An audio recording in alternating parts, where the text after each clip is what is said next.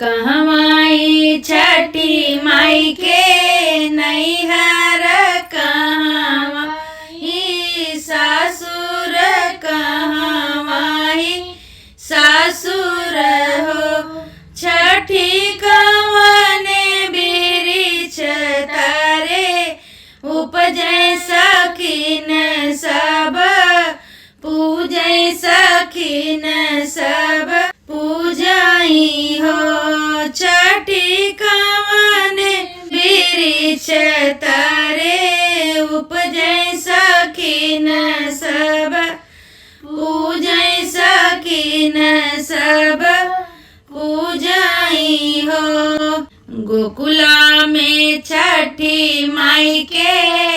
नैहर मथुरा में सासुर